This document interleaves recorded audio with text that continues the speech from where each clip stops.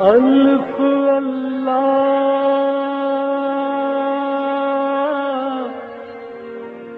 چمبے دل بوٹی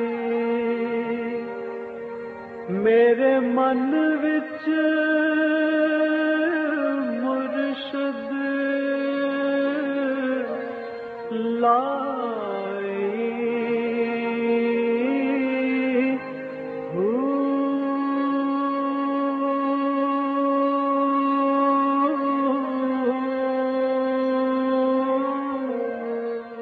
بسم اللہ الرحمن الرحیم۔ السلام علیکم۔ پروگرام المرشد اور میں ہوں منور عتیق۔ ناظرین محترم، اس پروگرام میں آپ کے سوالات ہیں اور رہنمائی کے لیے ہمارے ساتھ موجود ہیں ہمارے بہت ہی محترم جناب حضرت امیر محمد اکرم اوان صاحب۔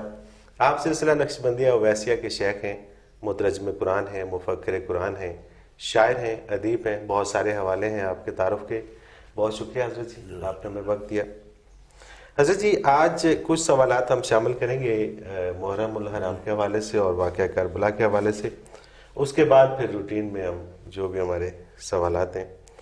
عبد المنان ہے سرگودا سے، یہ کہتے ہیں کہ جی حضرت امام حسین علیہ السلام کی عظیم قربانی آج کے مسلمان سے کیا تقاضا کرتی ہے؟ الحمدللہ رب العالمین والصلاة والسلام علی حبیبہ محمد وآلہ وصحبہ اجمعین۔ اعوذ باللہ من الشیطان الرجیم، بسم اللہ الرحمن الرحیم۔ حضرت حسین رضی اللہ تعالیٰ عنہ کی قربانی ایک بہت عظیم اور بے مثل سی چیز ہے۔ یوں تو تاریخ اسلام شہادتوں سے پر ہے اور بعثت عالی سے لے کر اب تک مسلمان اس عظیم مقصد کے لیے جانیں نچھاور کر رہے ہیں۔ جہاد مدینہ منورہ میں آ کر جہاد کی اجازت ملی اور فرض ہوا، لیکن لوگ مکہ مکرمہ میں بھی شہید ہوتے رہے۔ بے شک، یعنی شہادت تو پھر حضرت امیر حمزہ رضی اللہ تعالیٰ عنہ کی شہادت کو حضور نے آپ کو سید الشہداء کا لقب دیا۔ شہادت کی تاریخ تو یہ ہے کہ اسلام کے سال میں کوئی دن شہیدوں کے خون سے رنگین نہ ہو، ایسا نہیں ہے۔ صحیح۔ حضرت حسین رضی اللہ عنہ کی قربانی کو بہت سا افسانوی رنگ دے دیا گیا ہے۔ اچھا۔ اور اس پر مختلف کلٹ اور عقائد کی بنیاد رکھ دی گئی اور اسے اس طرح سے پیش کیا جاتا ہے جیسے یہ کفر اور اسلام کی جنگ تھی۔ صحیح۔ لیکن یہ کفر اور اسلام کی جنگ نہیں تھی، دونوں طرف کلمہ گو تھے، اچھے تھے یا برے تھے، بالکل صحیح۔ لیکن کلمے کا دعویٰ وہ بھی کرتے تھے جو قاتل تھے۔ یہ جنگ تھی چھوٹی چھوٹی برائیوں کے خلاف۔ اچھا۔ یعنی اس جنگ کی بنیاد یہ تھی کہ جب یزید بنا حکمران تو حضرت حسین اکیلے نہیں تھے، بہت سے صحابہ کبار ایسے تھے جنہوں نے کہا کہ اس کا کردار اس قابل نہیں کہ اسے اسلامی ریاست کی حکومت سپرد کی جائے یا اقتدار و اختیار دیا جائے۔ صحیح۔ کردار ان کا جو ہے وہ ٹھیک نہیں، کردار ٹھیک نہیں ہے۔ اعتراض یہ تھا، یہ نہیں تھا کہ وہ کافر ہیں۔ ظاہر ہے کافر ہوتے تو حکومت دی کیوں جاتی؟ حکومت کیسے دیتے؟ اعتراض یہ تھا کہ اس کا کردار ذاتی جو ہے وہ اس قابل نہیں ہے کہ اسے ملک کی باغ ڈور اور اقتدار و اختیار دیا جائے۔ اور اس میں حضرت حسین رضی اللہ عنہ اکیلے نہیں تھے، بہت سے صحابہ تھے اور حضرت عبداللہ ابن زبیر پیش تھے جنہوں نے پھر مکہ مکرمہ میں الگ حکومت بنا لی، اور جو لوگ یزید کی بیعت نہیں کرنا چاہتے تھے وہ وہاں چلے گئے۔ جو مدینہ منورہ میں رہے، پھر واقع کربلا کے بعد مدینہ منورہ پر یزیدی لشکر نے یلغار کی اور بہت سے لوگ شہید ہوئے، اور 3 دن تک مسجد نبوی میں اذان نہیں ہوئی۔ تو یہ ہے کہ جب اقتدار کی بات آتی ہے تو اقتدار، اچھا یہاں پہ ایک میں کلیئر کرتا چلوں کہ حضرت امام حسین علیہ السلام کے علاوہ بہت سارے ایسے لوگ تھے کہ جنہوں نے بیعت نہیں کی. جی بلکہ الگ مکہ مکرمہ میں الگ سٹیٹ بن گئی، یزید کے عہد میں بھی رہی، یزید کے بعد مروان کے عہد میں بھی رہی، عبد الملک کے عہد میں بھی رہی، 3 حکومتیں گزر گئیں، اور وہ مکہ مکرمہ الگ ریاست تھی جس میں وہ لوگ تھے جو یزید سے متفق نہیں تھے، اور اختلاف صرف یہ تھا کہ اس کا کردار اس قابل نہیں کہ اسے اسلامی ریاست کے سیاہ سفید کا مالک بنایا جائے. صحیح. تو اس میں تو بہت بڑا سبق یہ ہے، دیکھنا اس میں ایک عجیب پہلو یہ ہے کہ اس میں آپ کے ساتھ آپ کا خانوادہ بھی تھا، بچے بھی تھے، رفقاء کار بھی تھے، اہل خانہ بھی، پردہ دار خواتین بھی تھیں، لیکن انہوں نے کسی چیز کی پرواہ نہیں کی اور اطاعت نہیں کی. بالکل صحیح. سوال یہ تھا کہ یہ اس قابل نہیں ہے. اب اس واقعہ تو بہت لمبا ہے اور اس ساری تفصیل میں جانے کا یہاں وقت نہیں ہوتا. ہمارے لیے سبق یہ ہے کہ جن قوتوں کو آپ اقتدار دیتے ہیں، جن کے ساتھ آپ تعاون کرتے ہیں، جن کو آپ آگے لے کے آتے ہیں، ان کو خالص باعمل مسلمان ہونا چاہیے، صحیح عقیدہ اور با کردار مسلمان ہونا چاہیے، اور ان کا کردار اس قابل ہونا چاہیے، ان کا کردار اس قابل. جو بندہ اپنے 5-6 فٹ کے وجود پہ کنٹرول نہیں کر سکتا، وہ لاکھوں کروڑوں انسانوں پہ اور ان کے کردار پہ کنٹرول کیا کرے گا؟ بالکل صحیح. دیکھیں آج ہمارا رجحان یہ ہو گیا ہے کہ ہم سمجھتے ہیں کہ حکومت سازی کا سارا کام جو ہے وہ یہ ہے کہ معاشی طور پر کون ترقی کرتا ہے. اسلام معیشت کو ایک ضروری حصہ ضرور سمجھتا ہے، لیکن بنیاد اس کے ذاتی کردار کو سمجھتا ہے. بالکل صحیح. بالکل صحیح. اسلام میں یہ ہے کہ جو بندہ قیادت کرے، جو سیادت کرے، آگے آئے، وہ خود با کردار ہو. خود با کردار نہیں ہوگا تو معیشت میں جو ترقی دے گا وہ لوگوں کے حصے میں کام آئے گی اور وہ زیادہ کھا جائے گا. بالکل ٹھیک. اگر ہوگی بھی تو لوگوں کے حصے میں کم آئے گی. تو اس حادثہ جان نکاح میں نے ایک دفعہ ایک مضمون لکھا تھا اور اس میں نے لکھا تھا کہ کیا حضرت حسین رضی اللہ عنہ کے مد نظر نہیں تھا کہ نبی کریم صلی اللہ علیہ وسلم یہ بھی پوچھ لیں گے کہ بھئی تمہیں لڑنا ہی تھا تو تم بھی لوگوں کی طرح گھر سے جا کر جہاد کر لیتے، یہ میرے سارے خاندان کو کیوں ذبح کرا دیا؟ بالکل، اور بڑا ویلڈ سوال ہے. سوال تو بنتا ہے.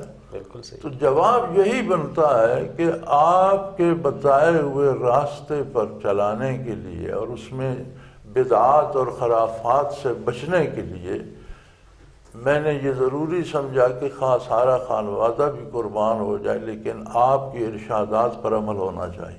صحیح ہے جی، جواب بھی یہی بنتا ہے. بالکل صحیح. بالکل صحیح. تو پھر جو ہمیں سبق حاصل کرنا ہے وہ یہ ہے کہ جب ہماری باری آتی ہے تو ہم پہلے تو اپنی بھی اصلاح. اب حضرت حسین رضی اللہ عنہ کی اپنی اصلاح نہ ہوتی تو یزید کو دعوت کیوں دیتے؟ ظاہری بات ہے.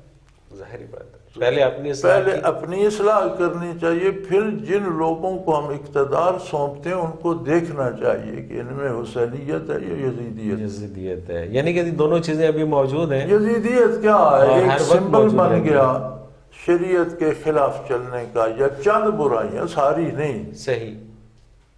بالکل صحیح. تو وہ چند برائیاں بھی بندے کو اس قابل نہیں رہنے دیتی کہ وہ کسی کو لیڈ کرے. ملک تو ملک، وہ تو خاندان کو لیڈ نہیں کر سکتا. خاندان تباہ ہو جائے گا، اس کا کردار تباہ ہو جائے گا.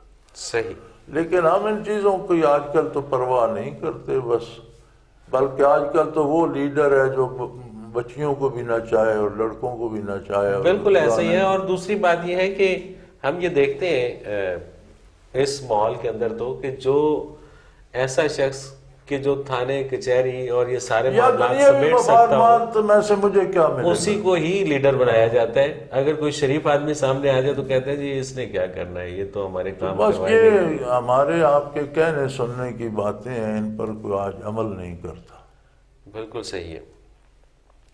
اچھا، یہ اس ایک جواب میں بہت سارے لوگوں کے سوالات تھے جو نپٹ گئے ہیں.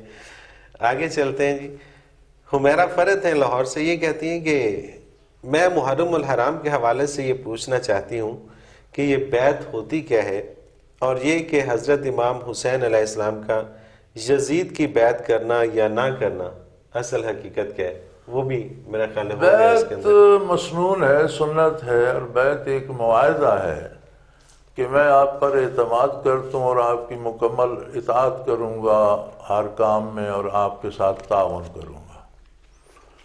تو یہ جو بیعت جس پہ جھگڑا چل رہا تھا، یہ بیعت امارت تھی، حکومت کی بیعت۔ صحیح۔ آج کے دور میں جو ہم ووٹ دیتے ہیں، یہ وہی بیعت کی نئی جدید شکل ہے۔ اچھا، اس وقت کیا کس طرح سے بہت سارے لوگ ہوتے تھے؟ اس وقت تو بہت کس سارے طرح سے لوگ بیعت ہوتے تھے نا جی، اور وہ یا تو امیر اگر موجود ہے تو اس کے سامنے اقرار کر لیتے تھے، یا جو دور ہیں اس کے نمائندوں کے سامنے اقرار کر لیتے تھے، صحیح۔ ہاتھ میں ہاتھ دے کر بھی بیعت کرتے تھے، ورنہ بہت سے لوگ جمع ہو کے سب نے اقرار کر لیا، بیعت ہو گئی۔ صحیح۔ آج اس کی جو جدید شکل ہے وہ ہمارا ووٹ ہے۔ تو پہلے یہ ہوتا تھا کہ ظاہری طور پہ سامنے آ کے مطلب پوشیدہ نہیں ہوتا تھا اس میں کہ جی آپ کو کس کو آپ نے ووٹ ڈالا، نہیں، پوشیدہ نہیں تھا، سامنے آ کے سب کے سامنے یہ اقرار کرنا کہ جی میں اس کے ہاتھ پہ بیعت کرتا ہوں۔ لیکن اسلام کا جو طریقہ انتخاب تھا نا جی، وہ بڑا خوبصورت تھا۔ اس میں یہ تھا کہ قوم کے جو مقتدر لوگ ہیں، جن پر قوم کو اعتماد ہے، وہ سارے اکٹھے ہو کر مختلف لوگوں میں سے انتخاب کریں کہ 1 2 3 4 5 بندے ہیں۔ اچھا، یہ 5 بندے ایسے ہیں کہ یہ قومی ذمہ داری سنبھال سکتے ہیں، ان میں سے بہتر کون ہے؟ صحیح۔ جس پہ وہ متفق ہو جاتے ہیں، پھر اس کو پبلک کے سامنے پیش کیا جائے کہ ہماری رائے یہ ہے، تم کیا کہتے ہو؟ اچھا، پھر اگر پبلک کی اکثریت اس کی تائید کر دے تو وہ امیر بن جائے۔ بالکل صحیح، بالکل صحیح۔ تو اس کی کچھ صورت امریکہ نے آج کل اپنائی ہوئی ہے کہ جو 2 پارٹیاں ہیں، وہاں دونوں پارٹیاں پہلے ان کے اکابر بیٹھ کر اپنی پارٹی سے کوئی بندہ سلیکٹ کرتے ہیں، پھر پارٹی میں اس کا انتخاب 2 3 بندے سلیکٹ کرتے ہیں، پھر اپنی پارٹی میں اس کا انتخاب کراتے ہیں۔ جو پارٹی میں جیت جاتا ہے پھر وہ دوسرے مخالف کے مقابلے میں پبلکلی آتا ہے، جو پبلک میں جیت جاتا ہے وہ امریکہ کا پریزیڈنٹ ہوتا ہے۔ اور یہاں ہمارے یہاں برعکس ہوتا ہے، اس کی کچھ شکل انہوں نے تھوڑی سی اپنائی ہوئی ہے۔ پھر اسلام میں یہ ہے کہ جو امیر بن جاتا ہے وہ ذمہ دار ہے ملک کے پورے معاملات کا، پھر الیکشن کی ضرورت نہیں، نہ کسی وزیر کے لیے نہ کسی گورنر کے لیے، یہ اس کے نمائندے ہیں۔ جہاں کوئی وزیر غلطی کرے گا، گورنر غلطی کرے گا، پکڑا وہ امیر جائے گا۔ اچھا، بالکل صحیح۔ یہ نئی اس جمہوریت میں یہ فراڈ آ گیا کہ جی وزیر پیسے کھا گئے تو ووٹ آپ نے دیے تھے۔ بالکل صحیح۔ اور میں نے تو ایک آدھ پروگرام کے اندر یہ ذکر بھی کیا تھا کہ جو پارٹی اپنی پارٹی کے اندر جو اس کے کینڈیڈیٹ ہیں ان کی سکریننگ نہیں کر سکتی، اس کو یہ نہیں پتا کہ کس کی جعلی ڈگریاں ہیں، کس کی اصل ڈگریاں ہیں، تو اس نے آگے چل کے حکومت کیا کرنی ہے اور کس طرح سے خرابی ہے۔ تو پھر بیعت کی مختلف اقسام ہیں۔ یہ امارت کی بیعت ہے، کوئی کسی شیخ سے بیعت اصلاح کے لیے کرتا ہے، صحیح، کہ اس سے پوچھ کر چلتا رہوں، تو کوئی جو بندہ روزمرہ کے احکام سے واقف ہو اس سے بیعت کی جا سکتی ہے۔ پھر اس کا مطلب کہ کسی بھی حوالے سے اعتماد کا اظہار کرنا جی ہاں بیعت ہے۔ ایک خاص بیعت موت کی ہے جو وقت جہاد ہوتی ہے، میدان جنگ میں کوئی بیعت کرتے ہیں کہ ٹل last main we will fight, صحیح، آخری آدمی آخری گولی تک لڑیں گے، بھاگیں گے نہیں، موت پہ بیعت کرتے ہیں۔ یا پھر صوفیاء کی بیعت ہے حصول تصوف کے لیے کہ جو تصوف کی تربیت کر سکے اس کی بیعت کی جائے۔ صحیح۔ تو یہ مختلف اقسام ہیں۔ چلیں جی ناظرین محترم، آپ اپنے سوالات ہمیں بھیج سکتے ہیں۔ ہمارا ای میل ایڈریس آپ نوٹ فرما لیجئے، اس پہ آپ ہمیں میل کر سکتے ہیں almurshid313@hotmail.com۔ اسی طرح سے اسکرین پہ ہمارا ایک نمبر بار بار ابھرتا ہے، اس پہ آپ ہمیں SMS کر سکتے ہیں۔ نمبر نوٹ فرما لیجئے 033349555021۔ اس پہ آپ ہمیں اپنے سوالات SMS کیجئے، آپ کے سوالات ہم پروگرام میں ضرور شامل کریں گے۔ ایک شارٹ سا کمرشل بریک، اس کے بعد حاضر ہوتے ہیں، ہمارے ساتھ رہیے۔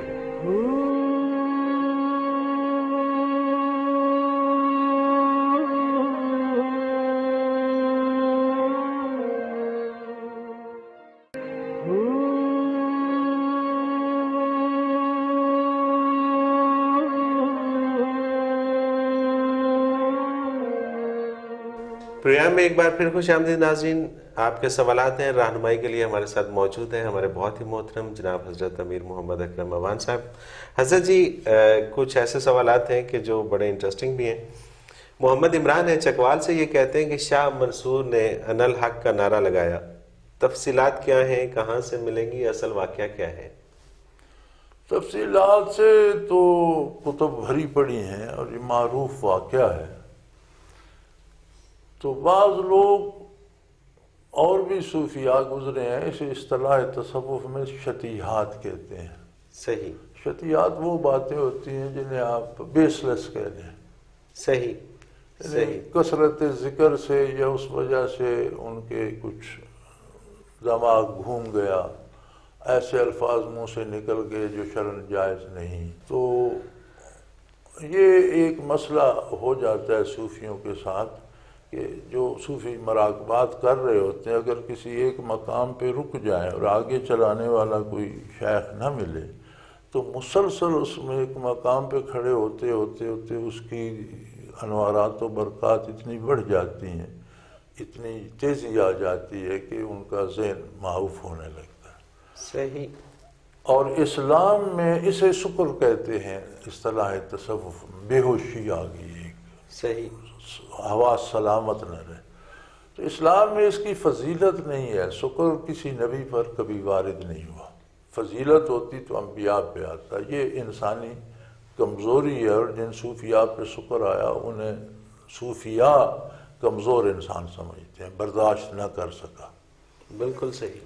شرعی قاعدہ یہ ہے کہ اس طرح کی شتیحات کو درگزر کر دیا جاتا ہے اور اللہ کے سپرد کر دیا جاتا ہے. اللہ جانے، اس کا بندہ جانے، اسے نہ اچھا کہا جاتا ہے نہ برا کہا جاتا ہے. صحیح. صحیح. منصور کے زمانے میں منصور کے ساتھ یہ ہوا کہ اس میں کچھ سیاست بھی آ گئی. اچھا.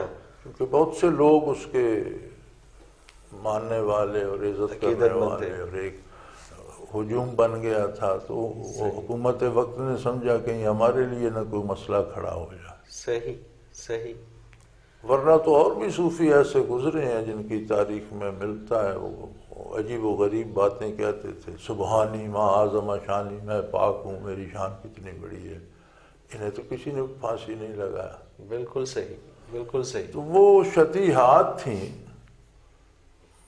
میری معلومات کے مطابق منصور کے مقامات فنا بقا تک تھے اور وہ مسلسل ان مقامات پر رہنے سے ذہن معاف ہونے لگ گیا. کوئی ایسی ہستی ہوتی جو انہیں اس سے آگے چلا دیتی تو ٹھیک ہو جاتا. بالکل صحیح. وہ نہ ہو سکا.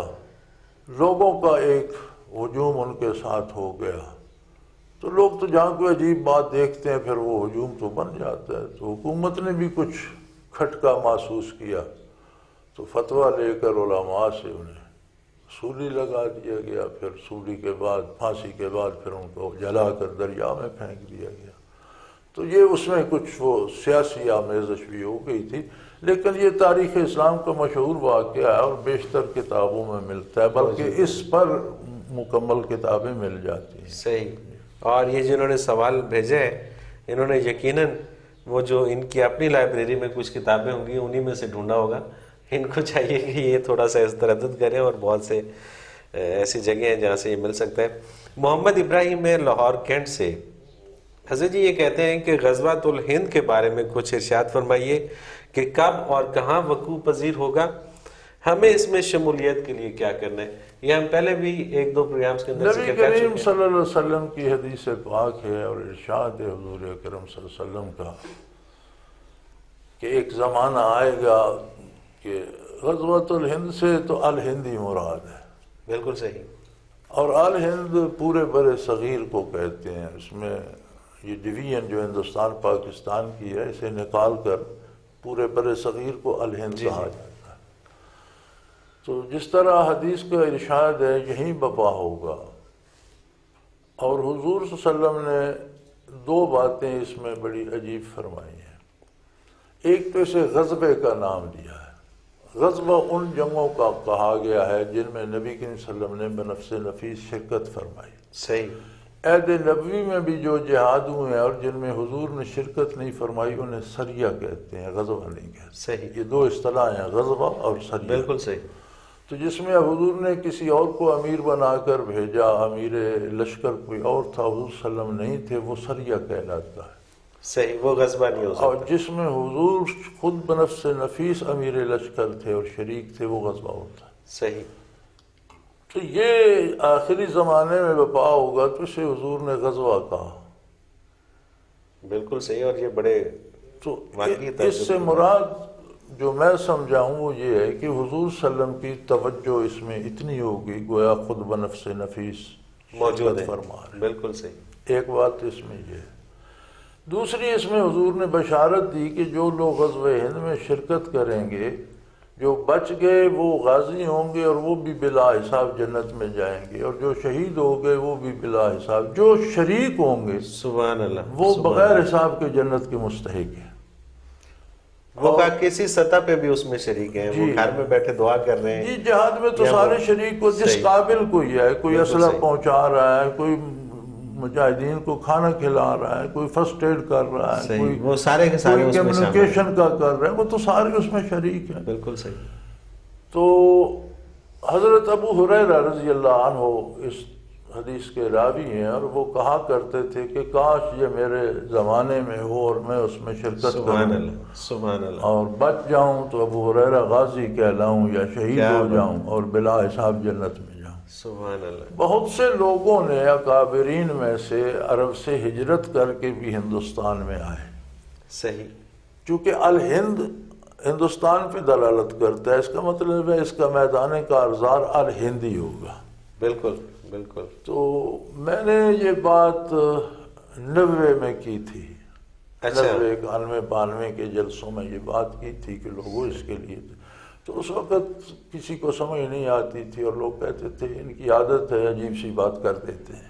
اچھا اچھا، لیکن اب صورتحال جو زمین پہ نقشہ بن رہا ہے، پاکستان ہندوستان ان کے تعلقات، پھر عالمی پھر طاقتیں، عالمی کچھ سطح ادھر پہ جو کچھ ادھر، صورتحال ہے، تو بالکل اب صحیح تو ہے۔ میرا خیال ہے جو تھوڑی سی واقفیت حالات حاضرہ سے بندہ رکھتا ہے اسے بھی سمجھ آ رہی ہے کہ یہ آج ہو کل ہو، یہ ہونا 10 سال ضرور ہے، بعد ہو، یہ 100 ہونا سال ضرور ہے۔ بعد ہو، بالکل ہوگا صحیح۔ اور یہی ہوگا۔ یہیں پہ ہوگا، بالکل صحیح بات۔ تو ہم اس کے لیے خلوص نیت سے تیار رہیں، اپنے آپ کو اس کا ایک سپاہی ثابت کریں، اپنا کردار یزیدیت کو چھوڑ کر شفاف کردار اپنائیں، بالکل صحیح، یعنی ہم اس قابل ہوں کہ مجاہد بن سکیں۔ تو اللہ قادر ہے، اگر ہم مر بھی گئے تو وہ قادر ہے شاید وہاں بھی اس کا اجر عطا کر دے۔ سبحان اللہ، یعنی کہ نیت ہونی چاہیے، نیت اور ارادہ یہ ہونا ہماری زندگی میں چاہیے، اگر وقوع پذیر ہو جائے تو کیا اور بات ہے۔ تیاری ہونی چاہیے۔ اب جہاد اور تیاری کی ہونی تیاری چاہیے، میں بالکل بہت سی صحیح۔ چیزیں آتی ہیں کہ آپ دنیا کے وسائل جمع کرتے ہیں، اس کا مطلب ہے کہ حلال کمائی کرنی پڑے گی۔ سبحان اللہ، آپ صحت بناتے ہیں، اس کا مطلب ہے کہ آپ کو اپنی صحت کا بھی خیال رکھنا پڑے گا۔ آپ صحیح۔ اپنا کردار اس قابل، اس کا مطلب ہے کہ آپ کو ہر طرف سے فٹ ہونا پڑے گا اس نیت پر کہ غزوہ ہند میں شرکت کروں گا۔ سبحان اللہ، تو ہماری تو پوری قوم کی اصلاح کے لیے ایک یہی نوید کافی ہے، اگر ہم اس سے سبحان سمجھیں۔ اللہ۔ اور اگر یہ نیت کر کے انسان اس دنیا سے چلا چلا جاتا ہے بھی اور جائے اس کی- تو اللہ قادر ہے، سبحان اللہ، کیونکہ وہ تو نیتوں کے اوپر ہی۔ مالک ہے۔ سبحان اللہ۔ حضرت جی، ایک نامعلوم صاحب ہیں، کوئی نام نہیں لکھا، پوچھتے ہیں مصیبت کس کو کہتے ہیں؟ بات یہ ہے برخوردار کہ بات تو میں کر دوں گا لیکن شاید سمجھیں گے کم لوگ۔ انسانی زندگی میں اسلام کی روح سے بندہ مکلف ہے کوشش کرنے کا صحیح، اور جائز وسائل اختیار کرنے کا، بے یہ شک۔ پوری خلوص نیت سے اچھے سے اچھا جائز سبب جو حلال ہو وہ اپنے مقصد کے لیے اختیار کرے، پھر اسے یقین ہو کہ فیصلہ اللہ کا ہے، میرے خواہش کے مطابق ہوتا ہے یا خلاف۔ سبحان اللہ، اگر وہ اس پہ مطمئن ہو جائے تو مصیبت کوئی نہیں ہوتی، کوئی نہیں ہوتی، وہ اللہ کا کیا فیصلہ بات، ہوتا ہے۔ کیا بات، مصیبت تب بنتی ہے جب ہم کوشش کر کے فیصلہ بھی اپنا منوانا چاہتے ہیں اور ہمارا فیصلہ تقدیر الہی سے متصادم ہو جاتا ہے تو مصیبت بن جاتی ہے، ادروائز کوئی مصیبت نہیں ہے۔ جب اس کی رضا میں آپ راضی ہیں تو پھر کوئی مصیبت نہیں ہے، پھر مصیبت کس چیز کی، کیونکہ یہ تو اللہ کا حکم ہے اور یہ ہونا ہے۔ تو مومن پہ اگر مرض آتا ہے، مومن پہ اگر دکھ آتا ہے تو اس کا بھی اسے اجر ملتا ہے، خالی تو نہیں جاتا۔ سبحان اللہ۔ کم از کم اجر یہ ہے کہ گناہ معاف ہو جاتے ہیں، جو نیک ہیں ان کا اجر یہ ہے کہ انہیں مزید ترقی درجات مل جاتی ہے، تو پھر مصیبت تو نہ ہوئی۔ یہ انسان کی اپنی سوچ ہے جو مصیبتیں پیدا کر رہی ہے، انسان جب اپنے فیصلے پہ اصرار کرتا ہے اور اگر کبھی اتفاقاً اس کا فیصلہ تقدیر کے مطابق ہو جائے صحیح تو بڑا خوش ہوتا ہے کہ میں نے یہ تیر مارا، اللہ، اور جب اللہ کے فیصلے کے خلاف ہو جائے تو عمل تو اللہ کے فیصلے پہ ہونا ہے، یہ رونا شروع کر دیتا ہے کہ مجھ پہ مصیبت آ گئی، ورنہ جہان میں مصیبت کہاں ہے؟ اور مومن کے جہان میں مصیبت نہیں ہے۔ بالکل صحیح بات، بالکل صحیح بات، اور صرف سوچنے کی بات ہے، اپنی سوچ کو درست سمت میں کر لے تو پھر کوئی مسئلہ نہیں ہے۔ اندلیب ہے لاہور سے، صوفی ازم سے کیا مراد ہے؟ صوفی ازم جدید اصطلاح بن گئی، قدیم اصطلاح ادب جو اردو اور عربی اور فارسی کا ادب ہے اس میں تصوف ہے۔ صحیح۔ صوفی ازم جو عربی اردو فارسی اور کے ساتھ ازم انگریزی کا لگا کر تو یہ جدید دور کا ایک صحیح لفظ بن گیا۔ صحیح۔ تصوف ہے کہ جو عقائد و نظریات ہم عقلاً قبول کرتے ہیں، اللہ واحد ہے، حاضر و ناظر ہے، ہر جگہ موجود ہے، ہمارا پروردگار ہے، ہمیں پال رہا ہے، ہماری ضروریات پوری کرتا ہے، یہ سب ہم زبان سے کہتے ہیں، صحیح، لیکن چھوٹی چھوٹی خواہشوں کے لیے اللہ کی نافرمانی کرتے ہیں۔ اللہ اکبر۔ بھی جب ساری ضرورتیں اللہ نے پوری کرنی ہیں تو پھر تو اطاعت کا حق رکھتا ہے نا، پھر اس کی نافرمانی سے تو نہیں ہوگی۔ بالکل صحیح۔ تو یہ عادت دل میں بھی یہ یقین آ جائے کہ اللہ ہی میرا رب ہے، میری ساری ضرورتیں پوری کر رہا ہے اور کرے گا بھی، اور اللہ کے سوا میں نے کسی سے کچھ نہیں لینا، اور پھر اس خلوص سے اللہ کی عبادت، اللہ سے دعا، یعنی جو ہماری عقلی ایک ایمان ہے وہ جب دل میں اتر جائے تو یہ تصوف بن جاتا ہے۔ بالکل صحیح، بالکل صحیح، اور دل سے یقین ہو جائے، یقین دل سے اس مقام پہ انسان پہنچ دل سے یقین ہو جائے، اور اس کا طریقہ اللہ نے قرآن کریم میں بار بار کہا ہے کہ اللہ کا ذکر کثرت سے کرو، اس کے نام کو کثرت سے یاد رکھو، اللہ اللہ کثرت سے کرو، اس سے دل صاف ہو جائے گا۔ نبی کریم صلی اللہ علیہ وسلم کا ارشاد ہے کہ لِكُلِّ شَيْءٍ سِقَالَةٌ وَسِقَالَةُ الْقُلُوبِ ذِكْرُ اللَّهِ كَمَا قَالَ رسول اللہ صلی اللہ علیہ وسلم کہ ہر چیز کی پالش ہوتی ہے، دلوں کی پالش اللہ کا ذکر ہے، اللہ اللہ کرتے رہو، دل صاف ہوگا تو وہ جو تم نے عقلاً مانا ہے وہ دل بھی مانے گا، جب دل مانے گا تو کردار اس سانچے میں ڈھلتا چلا جائے۔ سبحان اللہ، کیونکہ خواہشات تو دل سے پیدا ہوتی ہیں۔ بالکل، اور انسان اگر اپنے تعلقات دوسرے لوگوں سے اس کی رضا کے لیے اور اس کی اطاعت میں رکھے تو اسے کبھی بھی پریشانی، وہی نارمل زندگی بن جاتی ہے۔ وہ یہ نہ سوچے کہ یہ میرا اس میں کوئی مفاد ہے، بلکہ وہ مصیبت تو ہم اسی چیز کو کہتے ہیں جو ہماری منشا کے خلاف ہے، بالکل صحیح ہے، بالکل صحیح۔ تو جب ہماری منشا باری کے تابع ہو تو پھر تو مصیبت ہوگی، پھر مصیبت ہے ہی نہیں، پھر تو وہ مصیبت آئے گی تو بھی خوشی ہوگی کہ چلیں رب کی رضا اگر یوں ہے تو ہم اس میں خوش ہیں۔ بالکل صحیح۔ آخری سوال ایک دل کے حوالے سے ہی یہ شامل کرتے ہیں پروگرام میں۔ ملائکہ خاور ہے ڈیفنس لاہور سے، دل تو محض بلڈ پمپنگ مشین ہے، پھر دل لگاؤ، دل زندہ کرو، دل صاف کرو قسم کے جملے کیوں بولے جاتے ہیں؟ دیکھیں جی، یہ دل ایک پمپنگ مشین ہے، لیکن آپ یہ کیوں کہتے ہیں کہ آج فلاں کام کرنے کو دل چاہتا ہے؟ وہ یہی کہہ رہے ہیں نا جی کہ یہ پھر کیوں ہم کہتے ہیں؟ نہیں، یہ خود یہ بھی کہتے ہیں۔ صحیح، یہ نہیں کہ لوگ ہی کہتے ہیں، صحیح، یہ خود ان سے بھی ہوتا ہے وہ کہہ رہے ہیں کہ آج دل چاہتا ہے کہ مری ہوئیں، آج دل چاہتا ہے کہ کھانا باہر کھائیں، آج دل چاہتا ہے کہ بچوں کے ساتھ گھوم پھر آئیں۔ بالکل صحیح۔ تو نبی کریم صلی اللہ علیہ وسلم نے اس کی جو تعریف فرمائی ہے وہ فرمایا کہ انسانی بدن میں ایک گوشت کا لوتھڑا ہے،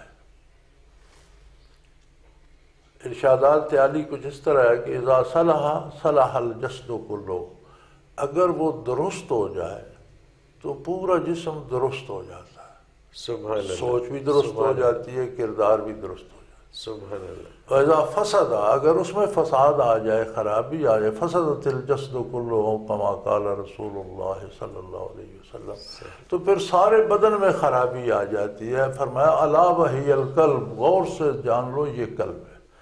تو یہ محض گوشت کا لوتھڑا نہیں ہے، اس میں ایک لطیفہ ربانی ہے عالم امر سے، جس طرح بدن خون اور گوشت کا، اس میں ایک روح ہے نا، بالکل صحیح، بالکل صحیح، یہ جو روح ہے اس میں ایک لطیفہ ربانی ہے جو اس کا دل ہے۔ بالکل صحیح، جس طرح روح سارے بدن میں صلاحیت کر جاتی ہے، اسی طرح اس کا دل اس دل میں بھی صلاحیت کر جاتا ہے۔ صحیح، یہ بنیاد اس پر جب خراب ہوتا ہے تو مادی چیزوں کے پیچھے بھاگتا ہے، کفر و شرک میں چلا جاتا ہے، گناہ میں چلا جاتا ہے، دنیا میں تڑپتا ہوا مر جاتا ہے۔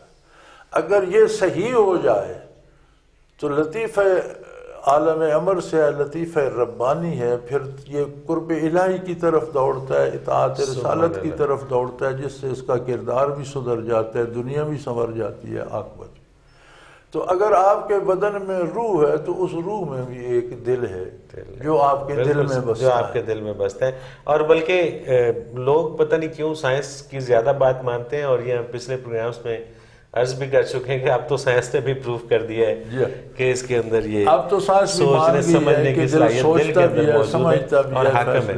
حضرت جی وہی ہوا جو ہمارے ساتھ ہمیشہ ہوتا ہے، پروگرام کا وقت آپ کے اختتام کو پہنچا۔ ناظرین محترم، اگر آپ بھی اس پروگرام میں شامل ہونا چاہیں تو ہمیں اپنے سوالات بھیج دیجئے، ایس ایم ایس کیجئے، نمبر اسکرین پہ بار بار اوپرتا ہے، نوٹ فرما لیجئے 033349555021۔ اسی طرح سے آپ ہمیں میل کر سکتے ہیں almurshid313@hotmail.com۔ منور عتیق کو اجازت دیجئے، اللہ حافظ۔ لا